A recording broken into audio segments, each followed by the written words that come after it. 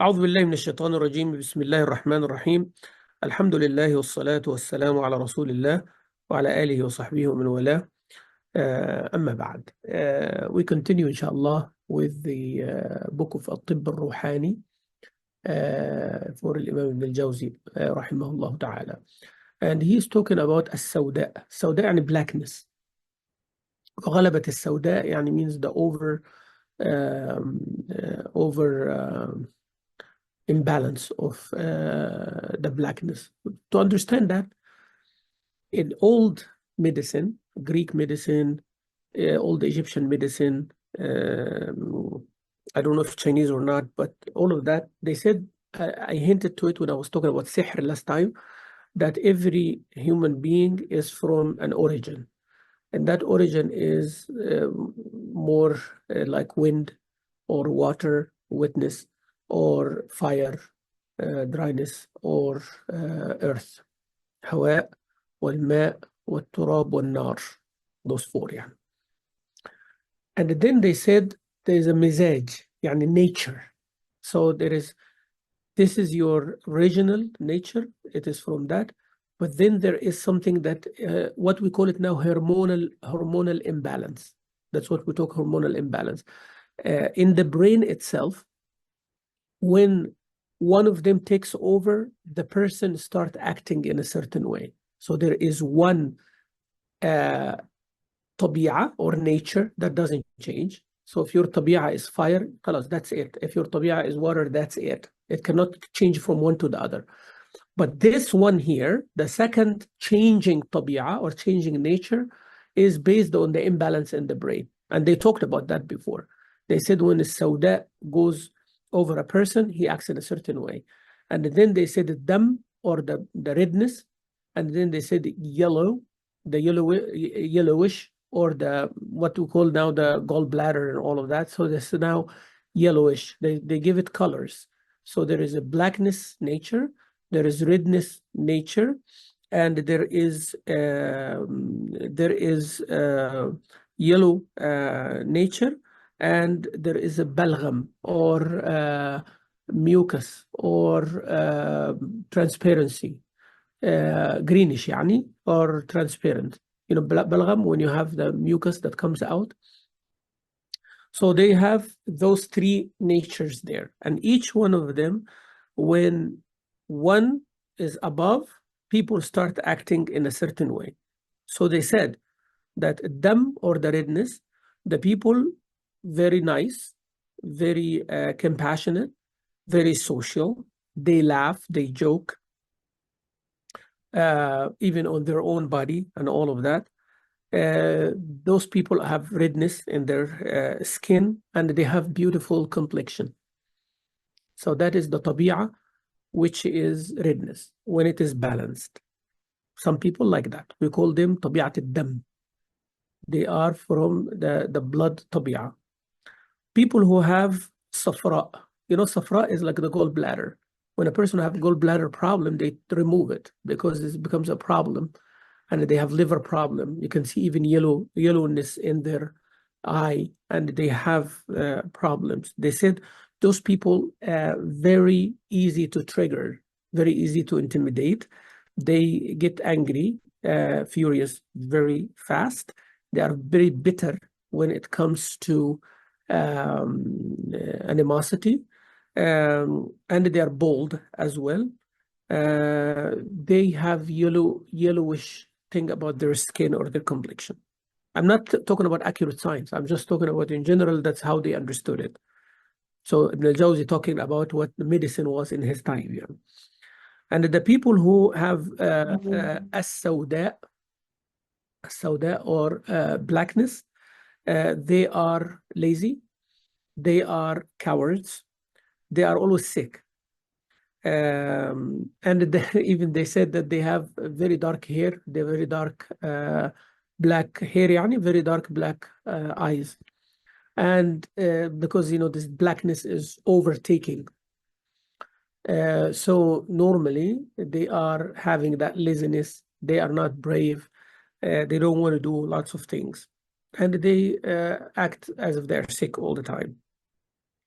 The people who have this mucus nature, they are depressed and they forgetful a lot, and their hair gets white very fast.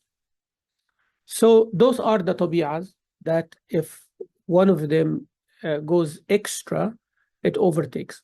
So it is not good or bad, but this is, if a person has this mucus thing, easily depressed, easily forgetful, easily the hair is weak and gets white.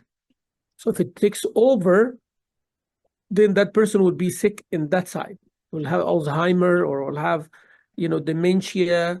They will have severe depression, and they will have all this skin and hair and nail problems. That is, if their nature is mucus, if its balance is okay. Every one of us has one of those nature according to that medicine. As long as you're fine, means that is not overtaking you. But if it overtakes, then the diseases will come on that side. Those who have the yellow thing, then they will, if it takes over, it's not going to be only anger problem. It can become furious, can be very destructive. And these people can revenge and very destructive and can destroy and can kill and can do lots of things because they are bold, they are daredevils, they don't care more.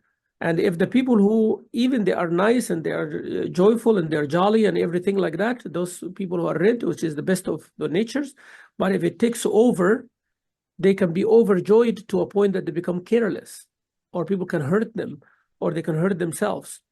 And they laugh and they mock each other, mock people who are based on their body, their own body, they don't care. So each one of those natures, if it takes over. So now Ibn al-Jazari talking about غلبة السوداء. So سوداء here means the person will يعني have all of these يعني sickness and cowardice and laziness, and some will have depression and all of that. So that means he said that you have to treat it with what removes the sauda or the blackness out, with things that makes a person happy. And he said al-gham, or depression and distress and this tightness in the chest, he said it affects the blood and makes the blood, subhanallah, not healthy. Hence, it is not going to give the nutrition to all the body. Then the body will feel the effect of it, and it's a vicious cycle. And he said exactly also happiness, it will make the blood fiery until the person becomes very hot, and his lust and his desire and all of that becomes also high. So he said both are extremes that can kill a person if they are not balanced. So that's why he's saying that you see what causes the person to have that by science, like studying, and also by the things that led to it. And here is a hint that, mental health, psychological health, I think, and I myself recommend that as you go to a doctor to do your physical, I think we need to check our mental at least once a year and go speak to a therapist. And it is available now. You speak to a therapist, an hour session. It's not going to hurt you. It's not going to cost you much. But it is good that you speak to a therapist, an actual therapist, and you speak to a spiritual person, like a sheikh or a leader, someone that you trust. Make an appointment and you speak. No problem to bring out the hidden things. No problem to cry. No problem to be honest and see what is bothering you. So this way, you avoid any of those imbalances. So you see a therapist, talk to them, see a sheikh or a religious person. Doesn't have to be a sheikh, can be a sister, an older sister, someone that you trust, someone who's wise, someone who advises, somebody who's neutral, objective, non-judgmental person. You have to identify this too in your life. A therapist, you can pay them for that, and it's Muslim, of course, would be better. MashaAllah, there are plenty in our town and different places. A therapist, not a counselor, not a psychiatrist. I'm talking about a therapist. Therapy as a science, as a track, It is different from psychiatry. Psychiatry is look more of a doctor. He diagnoses and he does. And counselor is more of an entry. So they counsel you and they tell you what you should do, basically. So you try this, try this. But a therapist talks with you. He taps in. He opens ways for you. He have the switch on, switch off to tell you to do, try this, talk to this. How about that? And talk with you. It's like more than that, more like your conscience, more like you speaking to yourself. That's what the job of a therapist. And when you talk to a religious person, they actually do the same. They listen to you, they empathize and all of that, but then they give you the advice of what is right and what is wrong. So if you have those two, at least, and I advise once every 6 months, you should do. I do that once every 6 months. I'll talk to a sheikh, actually, me too. And I'll talk to a therapist as well. And everything's confidential, no problem, but you can open up and speak. So this way you keep balance between those aggressive natures and lazy natures and bitterness in relationship and all of these four natures, if they exist, what we call them now, you have a personality problem, or you have a behavior problem, or you have circumstantial problems. Sometimes the personality is good, the behavior is good, but because of the circumstances, it affects their behavior, hence it affects their personality later on. Some people have personality problems. They have anger problem ingrained in them. Their personality is aggressive, and anger adds to that. So I have to remove what causes them to the anger. So even with their aggressive nature, they don't have the circumstances that makes them angry. You know what I mean? So like, have to see your spouse or yourself. Like I don't like people who are criticizing a lot, for example. I don't like that, me naturally. I don't like people just criticizing in general. I don't like criticism. But then I have to work on myself to differentiate between good criticism and bad criticism. And I have to sit there and swallow it while I don't like it, but then I think about it later on. I said, were they right or were they wrong? But if I don't do that, then I don't like someone, I don't accept anything from them, whether it's right or wrong. So you have to work on your own personality issues. Your personality is that you don't take initiatives.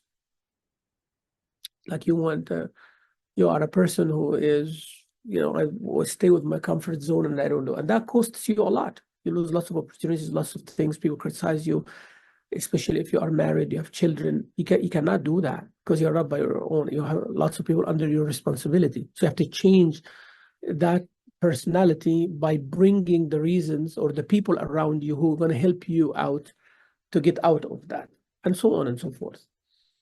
Also, Ibn al-Jawzi, so now understand what are the four things. So the blood, the blackness, blood means redness, blackness, yellowish or greenish and transparent, which is the color of the mucus. So the people who have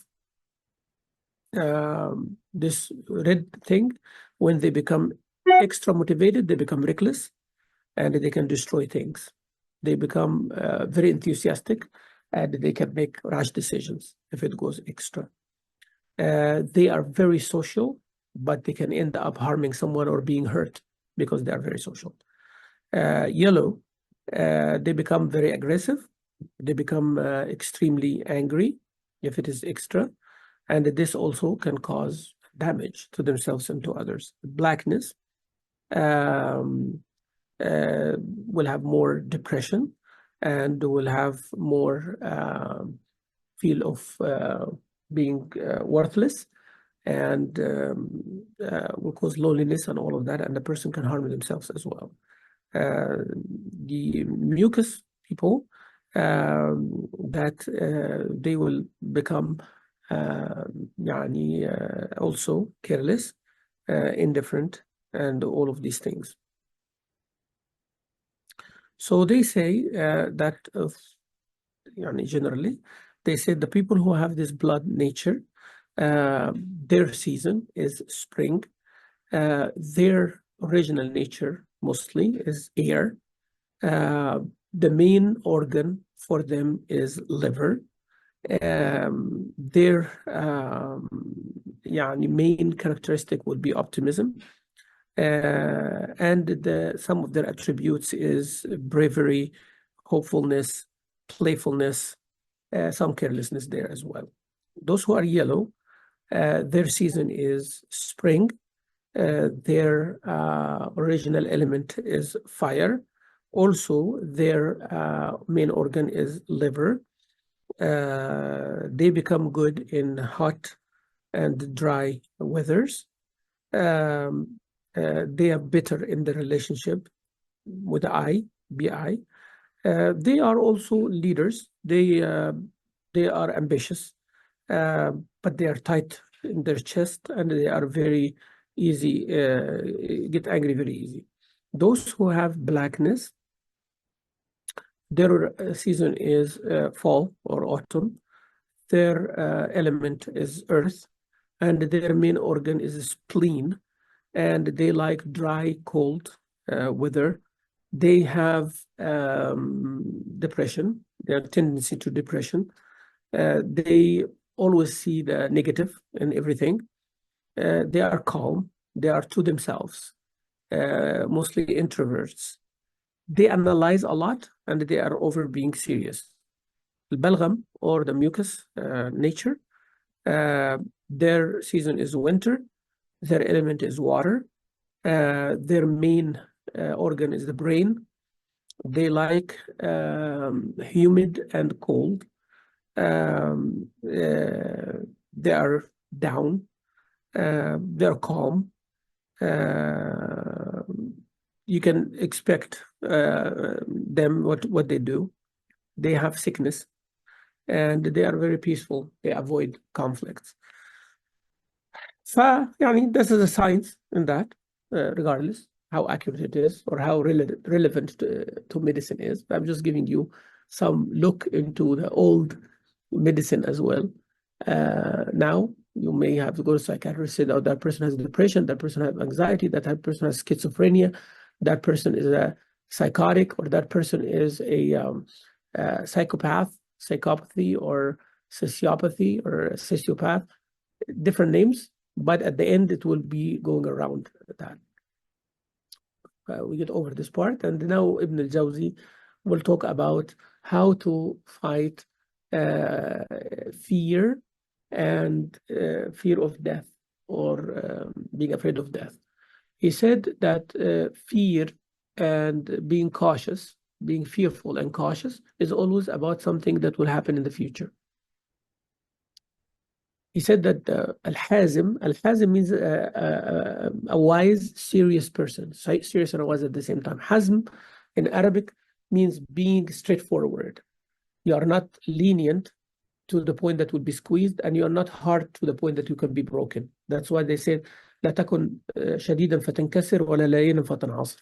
Don't be lenient to the point that people can squeeze you. Don't be hard and harsh to the point that people can break you. So we always, hazm means you're serious. Like if you are a father or a mother or a caretaker or a responsible person, you say, this is the way it's going to be. I'm kind and I'm nice and everything, but I do not compromise when it comes to rules. That's called hazm. It's not aggression, and it is not leniency, negative leniency. So that's why he said the hazm, al-hazm, the person who is hazm, he is the one who prepare for the future that he's afraid of before it comes. You are afraid of tomorrow. So what have you prepared for tomorrow? Oh, I'm going for an exam tomorrow and I'm afraid to fail. Okay, have you studied? Yes. So that fear, inshallah, you can get over it by dhikr, by all of that, because you studied. But if you did not study and you are afraid, so that's a justified fear, because, something is going to happen for sure. You're not going to pass.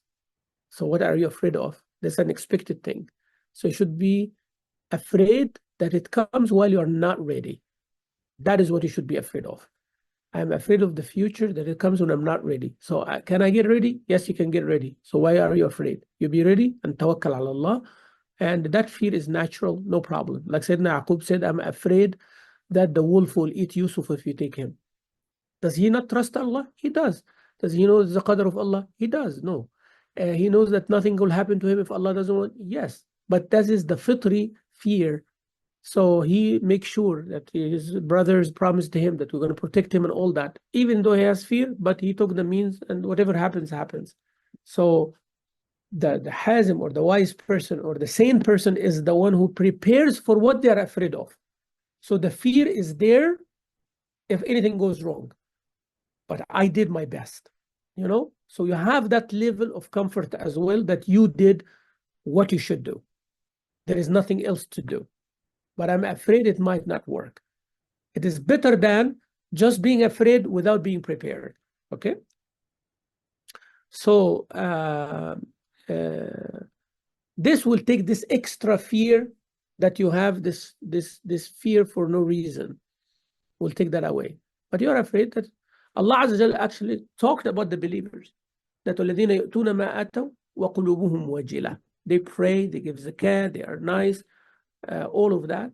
But they do what they do in goodness, and their hearts have fear. Fear of what? That it might not be accepted. It might not be good enough for Allah Azza wa Jalla to accept.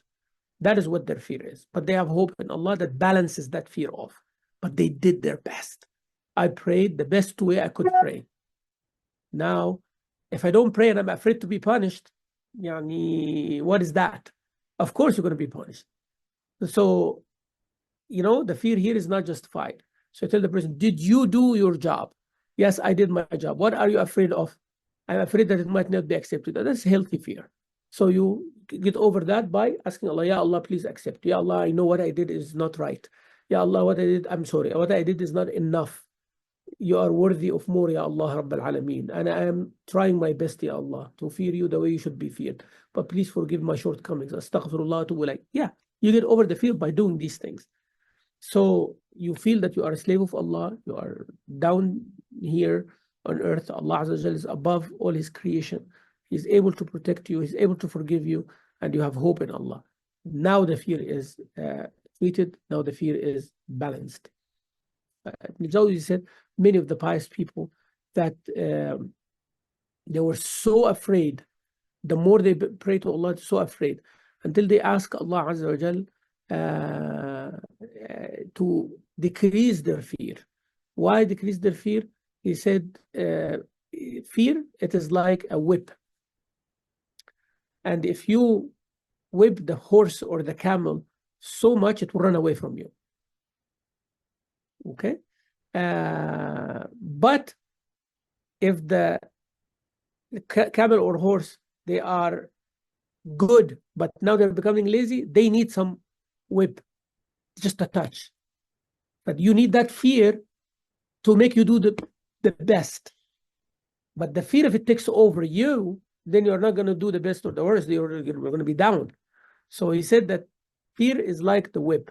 Use it wisely, or don't let it control you. Right?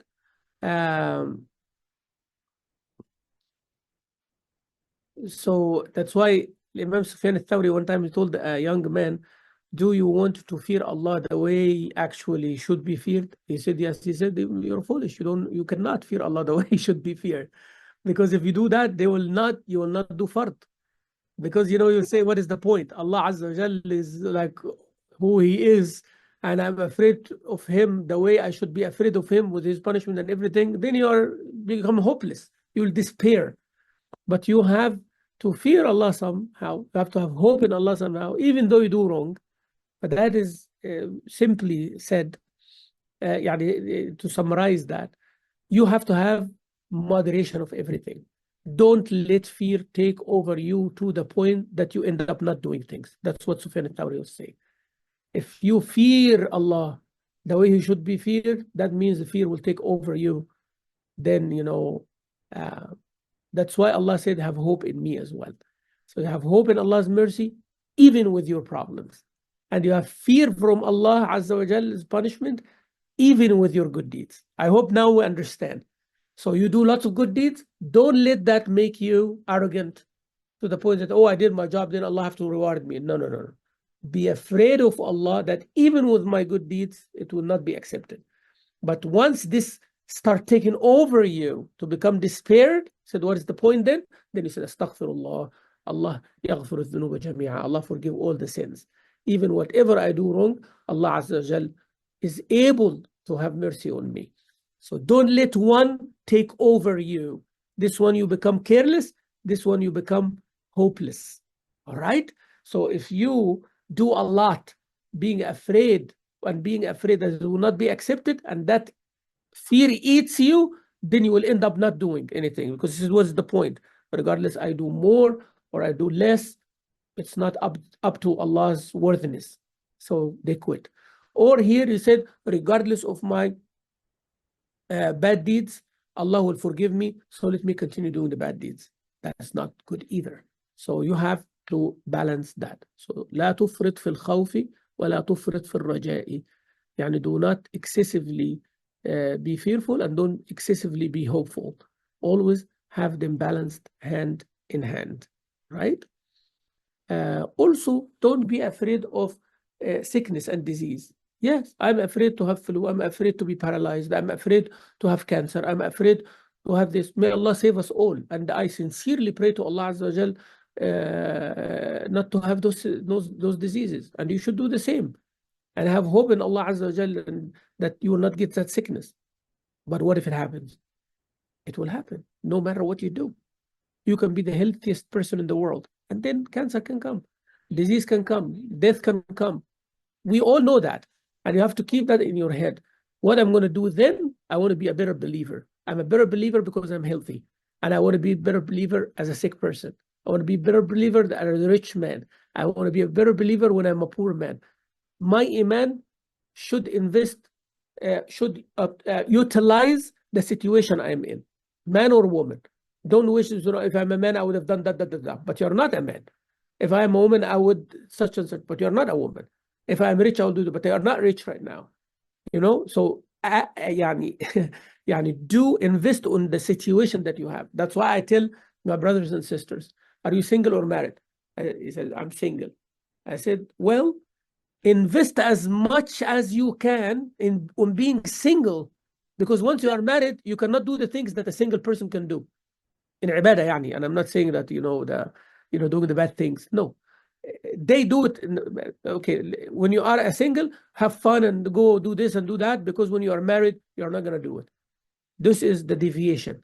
Why we don't do it in the right way as well? I am single, I can do lots of tahajjud, I can go to the masjid and stay late, I can attend lectures, I can travel for seeking the knowledge, I can read more Quran, I can do lots of things, I can fast more, I can do lots of things when I'm single. So why I don't invest in this, being single? Why I don't invest on it? Yeah, I want to get married, yes. And you need to get married, yes, when you're a single person. And you should be eager to do that, because this is the sunnah of Rasulullah sallallahu alaihi wasallam. But until that happens, invest on what you have. Because when you are married, you cannot act like a single man, and you will have to have, you now have a wife, you have a husband, now you have children, now you have this, you have that, expectations from you, now you are tired, you cannot do the ibadat that you used to do. And you said, I wish I did. So always invest. When you are poor, lots of things only poor people can do. Rich people cannot do. When you are a poor person, you are more in need for dua to Allah to give you. But now you are a rich person. You have to praise Allah and say, Alhamdulillah for what I have. Ya Allah, give me barakah on it and increase it. But you already don't have that dire need to eat and drink and all of that. So you cannot worship Allah while having that feeling, because you're rich already, you see. So there are things only poor people will do. And poor people will not appreciate unless they become rich. SubhanAllah, when I was poor and I'm hungry, I make dua to Allah out of need, and sincere dua, because I am needy, I am hungry, my stomach is grumbling, and I'm asking Allah for food. I cannot do that while I'm rich, and I have a chef who cooks whatever they want for me. How can I worship Allah with that feeling of need? How can I worship Allah through sabr? Now I have to worship Allah through shukr now. But when you are poor, you have a ibadah that a rich person cannot have. And when you are rich, you have a ibadah that a poor person cannot have. So why you are not utilizing what you have now? I hope, sisters, you understand. So that is the whole idea. Sometimes we are looking to be something that we're not right now, but forgetting that we are now here for a reason. that Allah Azza wa Jal wants us to be like this now.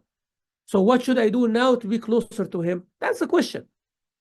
But we become afraid of the future, and we become captives to our wishes and our desires and our plans, and you don't enjoy.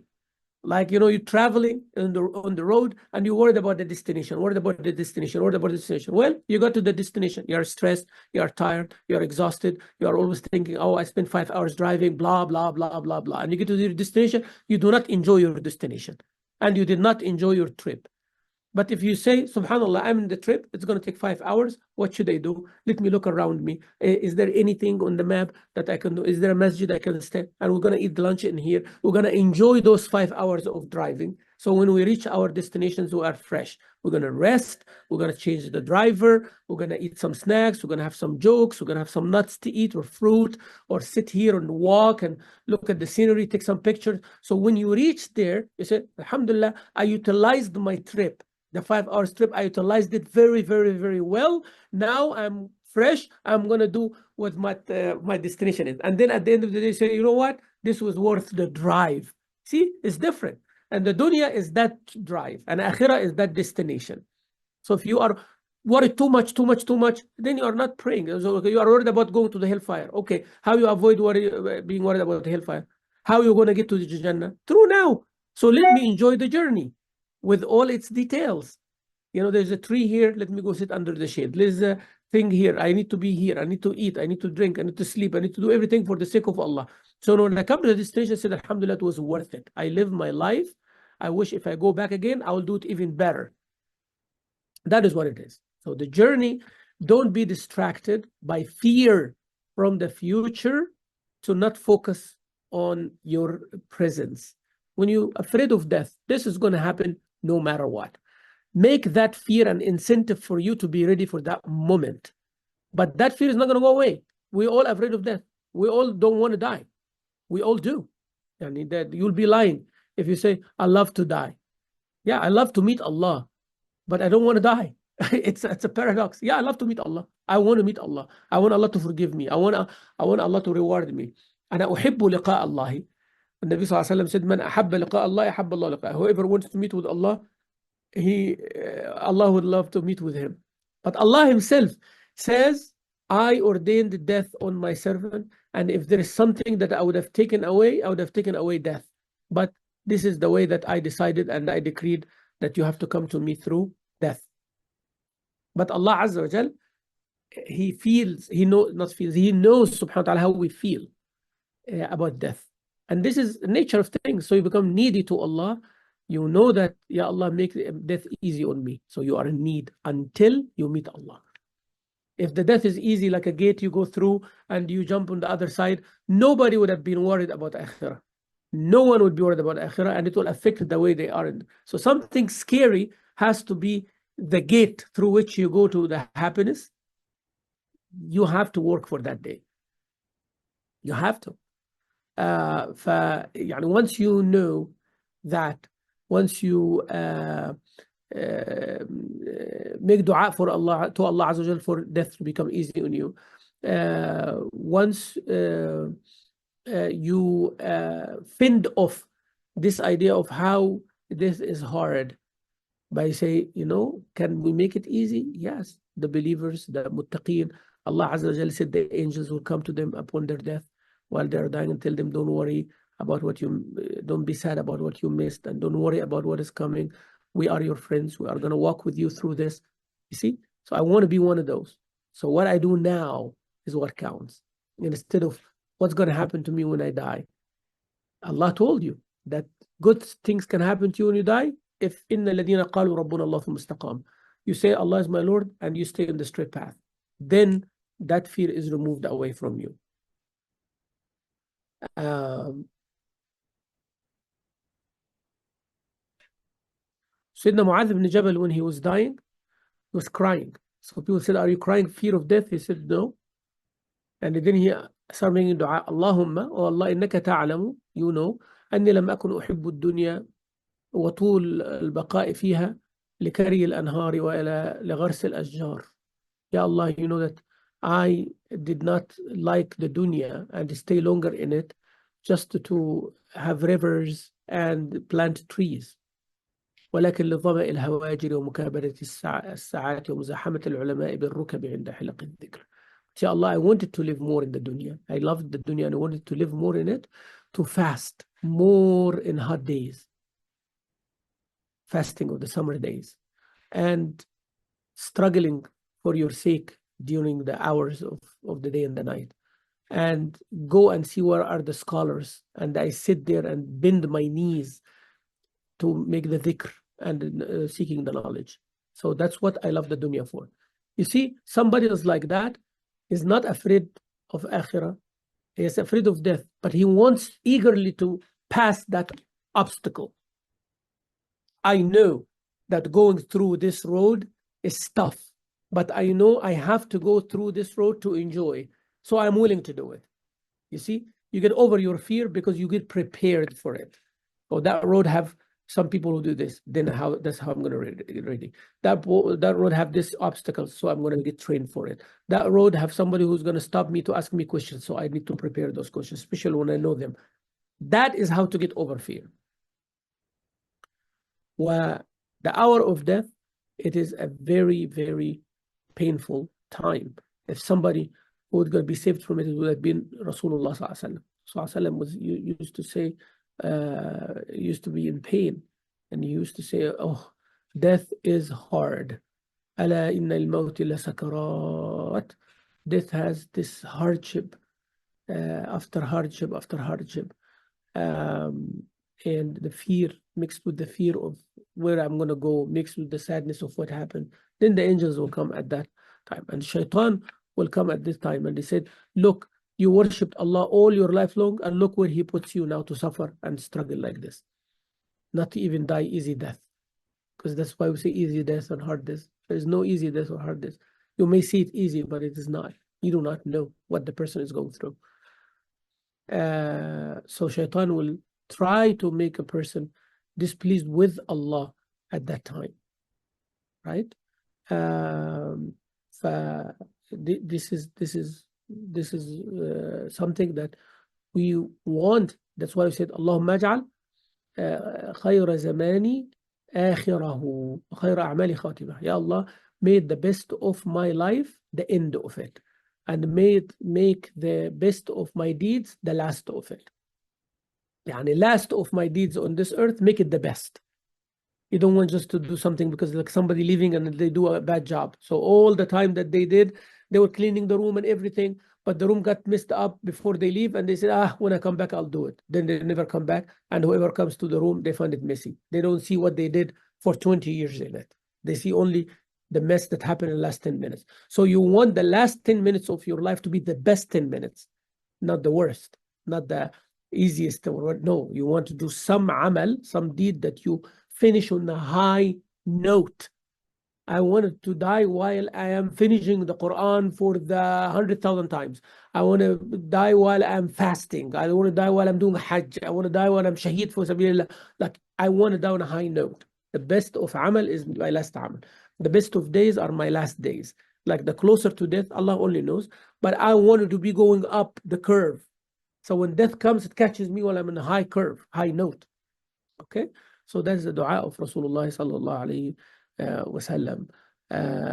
والنبي صلى الله عليه وسلم used to seek refuge in Allah. يا الله اللهم إني أعوذ بك أن يتخبطني الشيطان عند الموت. Ya Allah, I seek refuge in you from the fitna of shaitan upon death. The shaitan makes me confused. So Rasulullah saying that, we should say that too. اللهم إني أعوذ بك أن يتخبطني الشيطان عند الموت. مسند أحمد والترمذي. اللهم, oh Allah, إني أعوذ بك, I seek refuge in you, أن يتخبطني الشيطان, that shaitan will confuse me at the time of death, عند الموت. والشيطان tells all his helpers, if this person make it out from your hand, you will never be able to get him again. Basically, you lose a big customer. So how you get over the hardships, that you remember death before it comes. You remember sickness before it comes. You remember old age before it comes. You remember poverty before it comes. So you prepare for it. It is like I wanted to have savings So in case something happens, I have some money. Also, I want to have savings in the good deeds. I want to have savings in my salah, in my zakah, in my sawm, in my hajj, in my umrah, in my recitation of Quran, in my goodness to others, in my ihsan to my parents. You always want to have savings. Why you want to do only the minimum? And in the affairs of the dunya, you want more than the maximum. You never have enough. You're always greedy in the matters of dunya that you want a saving, which is good. You want a saving for the hard day. You said, I save for the rainy day. Are you saving the same thing in your salah, in your taqwa, in your iman, in your yaqeen, in your fasting, in your hajj, in your zakah, in your sadaqah, in your Quran, in the way you are good to your parents, in the way you are good with others? Are you doing savings also? Or are you just doing the minimum, or sometimes even failing to meet the minimum? That's a question. So whoever is always knowing that Allah is watching and Allah Azza wa Jalla is above and Allah subhanahu wa ta'ala is counting things for you, then you will do the best. وحديث النبي صلى الله عليه وسلم narrated by Abdullah ibn Abbas, he said, Abdullah ibn Abbas رضي الله عنهما said, احفظ الله يحفظ. Preserve Allah Azza wa Jalla, He will preserve you. احفظ الله تجده أمامك. يعني always preserve Allah, you'll find Him in front of you all the time. تعرف إلى الله في الرخاء يعرفك في الشدة. Know Allah at the times of ease, Allah will know you at the time of hardship. Allah knows you all the time, but it means like always advance things, do things ahead, in advance. سيدنا يونس عليه السلام. سيدنا يونس عليه السلام. When he got into hardship, what did help him? Praising Allah. Allah Azza wa Jal is not only because he said, La ilaha illa anta subhanak, inni kuntu min al-zalimin. Only the dua he made in the belly of the whale, you think? No. Allah Azza wa Jal said, Surah Al-Saffat, verse 143, 144, فَلَوْلَا أَنَّهُ كَانَ مِنَ الْمُسَبِّحِينَ لَلَبِثَ فِي بَطْنِهِ إِلَى يَوْمِ يُبْعَثُونَ. If it was not his tasbih that he used to do, means all his life, he would have stayed in the belly of the whale forever, until يوم القيامة. So his deeds took him from his hardship. So you're afraid of the hardship. What are you doing now if hardship comes? What are you doing now? Man, I'm afraid of when I'm retired. Somebody said, I'm retired, that, I don't have enough money. So what are you doing now? When are you going to retire? In 20 years. So what can you do now for 20 years? For that moment? That's the question you should ask yourself.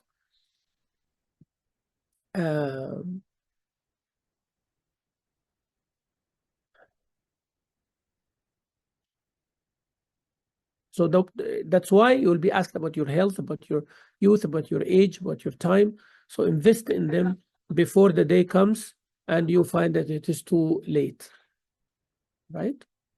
When Nabi Sallallahu Alaihi Wasallam, when Fatima came to him while Rasulullah Sallallahu was going through this hardship of death, and she said, Wa karba abata, yani what kind of hardship you're going through? He said, La karba ala abiki ba'da al-yawm. After today, no more hardship. So that's the end of it. That's hope now. I am going through now. I'm almost there. I'm almost getting over this obstacle course. Okay, so you have to have that hope in Allah Azza wa Jalla. Abu Bakr ibn Ayyash, Imam Shu'bah, who is the student from Asim, like Hafs, he, in his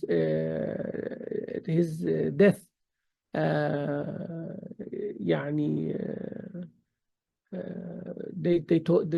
he will say, I'm hoping in Allah's mercy. He said, how you have hope, you are not afraid? He said, how I'm not hopeful? And I fast to Allah 80 Ramadans. 80 Ramadans. Yani if he was like, he died like when he was like 89 or 87 or something like that, that means he's fasting since he was 7. 80 Ramadans I fasted to Allah subhanahu wa ta'ala. So I have hope, of course. It's not bragging, but I have hope in Allah Azza wa Jalla. One of the muhaddithin, the great scholars of hadith, when he was dying, he told his son, oh my son, read for me the hadith that gives permission to the sick person to pray while sitting, and it will make tayammum and wudu and all of that. So I wanted to meet Allah while I'm assuming good about Allah, how merciful Allah was to me. Then I am not dying while I'm scared of Rabbul Alameen subhanahu wa ta'ala. So you always have to have fear, but don't let fear take over you. Have hope, but don't let hope take over you. and do them balance in hand, like two wings for the bird. Allah Azza wa Jalla said, أنا عند ظن عبدي بي. I am what my servant assumes about me. Goodness, يعني, assume about me, I will always be there. When Nabi sallallahu alayhi wa sallam said 3 days before he dies, Jabir ibn Abdullah said, I heard Rasulullah sallam said 3 days before he dies, لا يموت أحدكم, none of you should die, إلا وهو يحسن الظن بالله, assuming good about Allah subhanahu wa ta'ala. Al-Fudayl ibn Iyad, he said, fear is better than hope as long as you are alive. When you are in your sickness or you're on your deathbed and you feel that you did, this is hope is better now to take over. So you have hope at the time of the hardship and you have fear at the time of ease. That's why you have to use that wisely. Don't let one take over, as we said. Now, when a musibah comes on a person, a calamity comes on you, and it is very hard on you, you have to remember that Allah rewards you for it. And that will cause you to have more patience. يعني having hard sickness, having hard death, it doesn't mean the person was bad. Otherwise, Rasulullah sallallahu alayhi wa sallam, he suffered for 3 days until he died. So nobody can come and say, oh, that person dies while he's smiling. This person dies while he is on his bed and everything was cool and nice and smooth. Not necessarily. So fast death or slow death, hard death or easy death, it is not a measurement. It's not a criteria. Even the Salihin before, they used to like actually a person struggling to die more than a person that he died swiftly. فعمر بن عبد العزيز, he said that I wouldn't like to die an easy death because I know struggling at the time of dying is a last thing that Allah wipes the sins with. So I want to make sure that I go through it, so any sin remaining, that it is wiped out. This is their ijtihad, that's the way they think. Also, when a person is sick, if you're afraid of death, once you get sick, you think that that might be your last sickness. So you need to repent to Allah Azza wa Jal. So to meet him pure from any shortcomings and any sins. And if it is relating to anybody, you seek the forgiveness. You fix the affairs with people. And this will bother the shaitan, of course. And you seek refuge in the shaitan, in Allah from shaitan all the time, especially when you are sick. Before you sleep, you seek refuge in shaitan, from Allah, in Allah from shaitan.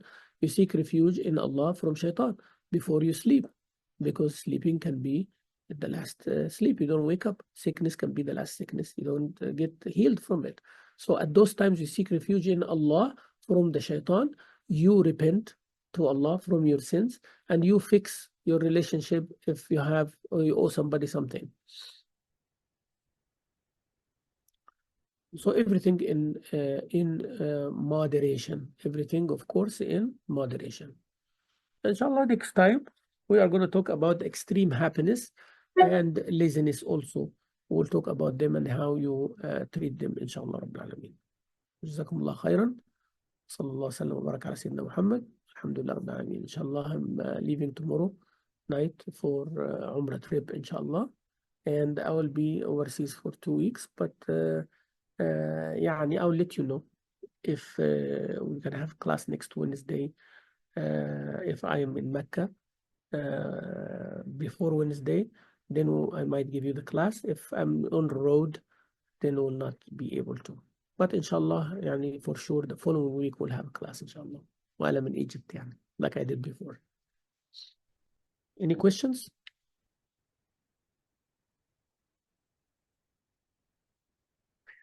Any questions, sisters, you have for me? Assalamu alaikum. Salamatullah. I got a question about near death Your voice is not clear. Okay, let me try.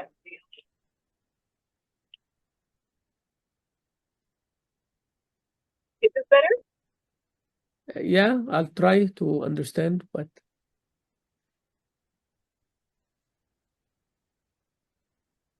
go ahead. So I wanted to mention, since we're all sisters here, a very near-death experience where the sisters will experience extreme pangs of pain during labor and delivery.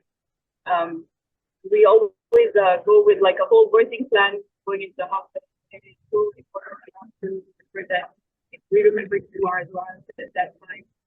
Now your voice is very, I'm sorry, is it only me or any of the sisters can hear her clearly? It's cutting off for me as well too. Yeah, if anybody can understand what the sister said, because I understood the first part, the near-death experience before you die, all of that, but your voice is very, there's a big static there. You cannot hear exactly what you're saying. So if you can type it, sister, that would be great.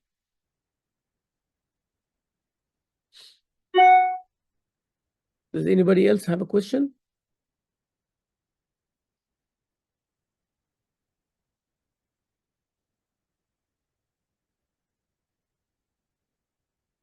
Yes, Sister Siti, go ahead.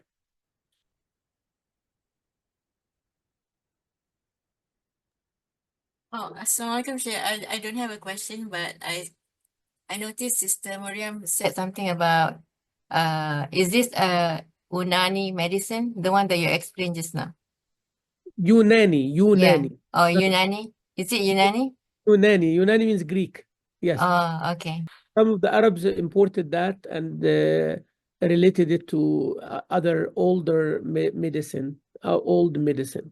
Because at the end of the day, it is a human medicine, human experience, coming from Adam alayhi salam down, whether it became Greek or Egyptian or Chinese or anything like that. At the end of the day, it's a human medicine, yeah, right? But yes, it is a Unani medicine that was translated to Arabic books, and I'm trying to relate it to spiritual as well as to contemporary medicine, yeah.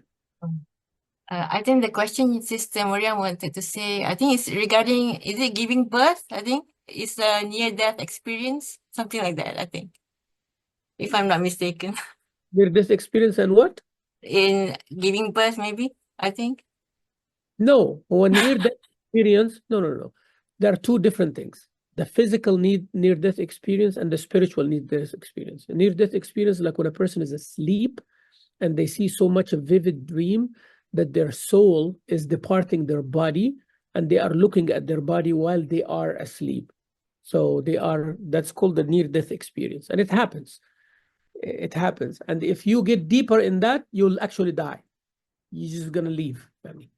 Because, imagine like your soul and your body, they're attached together. And when you are asleep, your soul departs your body partially. Consider this like as if your soul leaving your body, but there are strings attached to that body. There are like some kind of wires attached. And those wires like are like, 2 feet long. So when you go up to 2 feet long, you're fine. But if that cuts off, that soul separated from the body, and that's it. الله يتوفى الأنفس حين موتها والتي لم تمت في منامها فيمسك التي قضى عليها الموت ويرسل الأخرى إلى أجل مسمى. Allah will hold the one that you cannot go back to that body again. But that near-death experience is when you see a vivid dream, like you are not dreaming anymore, but you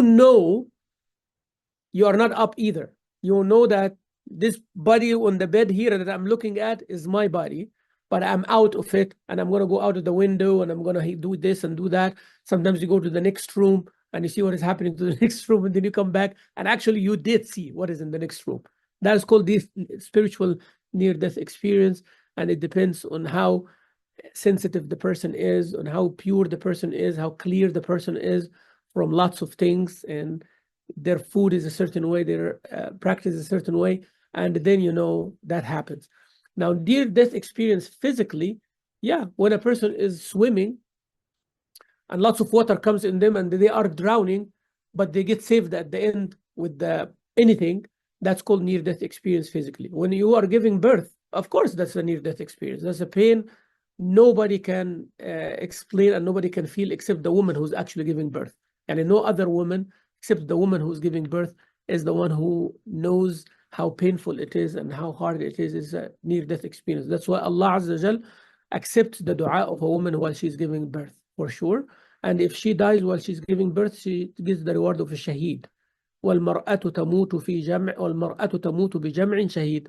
يعني a woman, when she is giving birth and she dies, she gets the reward of a shaheed, subhanallah, because of that near-death experience physically. I hope I explained يعني. Yes, Sheikh. Jazakallah khair. That it's perfect. Now I can hear your voice good, mashallah. Good. On that note, I also remembered one more thing about when you were saying, the shayateen are always lingering close to a person who is dying. And I remember from one class that the person who is sitting with the person who is about to pass is always supposed to remind him to say La ilaha illallah, but very gently. Very Because gently, you sit in front of them. La ilaha illallah. La ilaha illallah. yeah, Stay with me. because if they get aggressive with them, then the person who's about to die can say something blasphemous because the shaitan is, whispering. Absolutely. And as you said, when you're going for delivery, you prepare your bags and you do all of that. Yes. You prepare that. Absolutely. طيب, جزاكم الله خيرا. May Allah reward you. It was a very wonderful class this time and looking forward, inshallah. But I will let you know about next week, okay? Inshallah. Have a Have a safe safe travel, trip, Sheikh. Sheikh. Yeah. And remember us in your us in your dua. Please. I will do that. Okay. Assalamu alaikum. Alaikum assalam wa rahmatullahi wa barakatuh. Alaikum salam wa rahmatullahi wa barakatuh.